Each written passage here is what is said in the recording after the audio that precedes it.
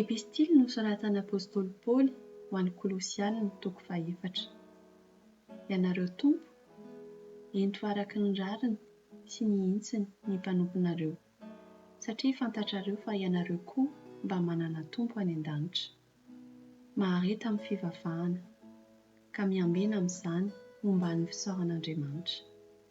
Mivavaha koa ho anay, mba ataon'Andriamanitra afaka malalaka mitory ny teniny izahay, ka hanambara ny tsiambaratelo momba ny Kristy. Fa ny fitoriana izany tsiambaratelo izany indrindra no mahavoafonja ahy izao. Mivavaha ary mba hanambarako izany mazava tsara, araka izay tokony ho teneniko. Manana fitondran-tena feno fahendrena eo anoloan'izay tsy kristianina, ka araroty ny fotoana azo anavan-tsoa. Aoka ho mateo-tia sy mahasoa mandrakariva ny teny ataonareo, dia ho fantatrareo izay tokony havalinareo ny olona tsirairay avy. Ito isiko avy Malalantsika, mpandraharaha mahatoky sady namana mpiray fanompoana amiko eo amin'ny asan'ny Tompo, dia ampahafantatra anareo ny vaovao rehetra momba ahy.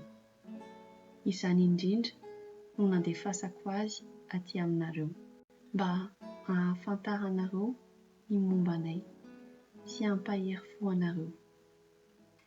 Iaraka aminy koa i Onesimo, ilay hava-malala sy mahatoky avy aty aminareo, ka dia izy roalahy no hampahafantatra anareo ny toe-javatra rehetra aty aminay.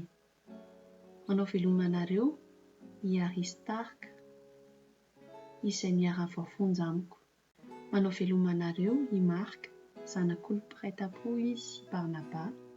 Efa nahazo afatrafatra momba ny Marka ianareo, ka raiso tsara izy raha tonga aty aminareo. Manao velomanareo koa i Jesoa, ilay atao hoe Josta. Izy telo lahy ireo no jiosy tonga kristianina izay miara-miasa amiko hampandroso ny fanjakan'Andriamanitra, ka nanjary fampaherezana ho ahy tokoa. Manao velomanareo i Epafra, izay avy aty aminareo. Io mpanompon'i Kristy Jesoa io dia mikely aina mandrakariva mivavaka ho anareo, mba hijoroanareo olona matotra ary vonina tanteraka hanao izay rehetra sitrak'Andriamanitra. Vavolombelona aho ny aminy fa misahirana fatratra izy ho anareo sy ho andry zareo any Laodisia ary ho andry zareo any Herapoly. Manao velomanareo Lioka, ilay dokotera avy Malalantsika, sy Demasy. Veloma any amin'ireo havana any Laodisia, ary veloma any amin'ny Minifa sy ny fiangonana ny Vory ao an-tranony.